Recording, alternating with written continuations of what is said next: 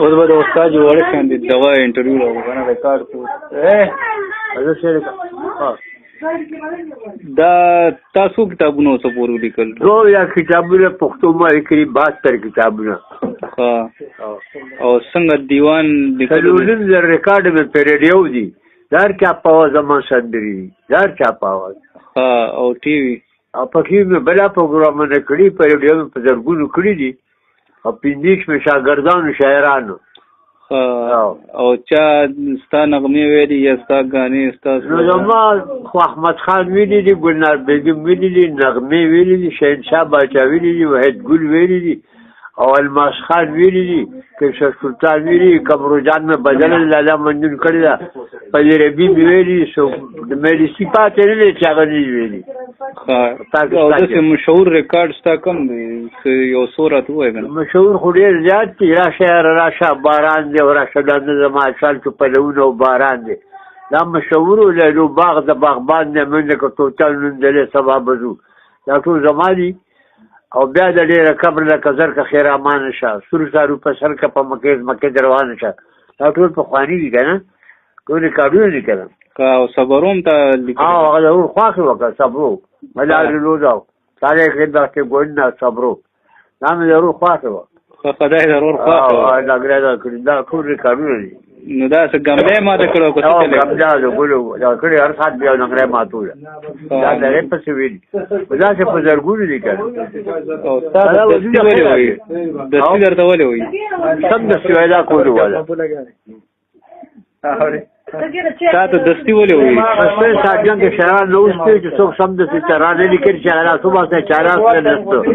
ما یو د ملا سېستو چې په دې منټه کې مې ترانه وایم په وطن جنگ دی نو بس ما دستي خطاب هغه وخت رشیدلی دی کار نه کړ یو ډایرکټر و څه پات شي دا د کوم خبره دا د 65 د مخ کې ده دا د 65 د مخ کې جنگ چې شروع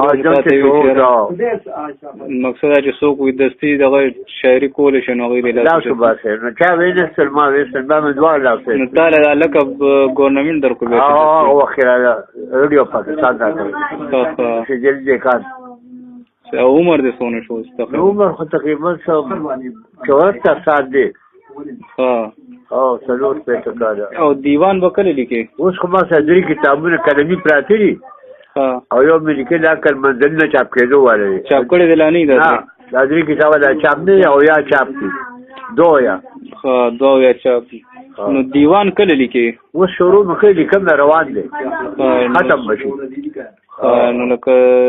خلک د انتظار وکي او دغه ډېر دیوان دی نو انتظار د ډېرو کې کنه لګ دی لګ مته بیا نم کم او روان تقریبا ډېر زر بوشي زه الله دې پکې خیر او برکت واچي تاسو پیغام شته د نوې شاعرانو لپاره یا د نور خلکو لپاره نو نوې پیغام زما دا دی چې د کچې ته وړي د خلک ارتو پورتوي دغه شاعري خو نه ده کنه تعظیم نه معاشري نه چې بارکی دا شاعري نه ده پکار کنه ادب نه بار شکل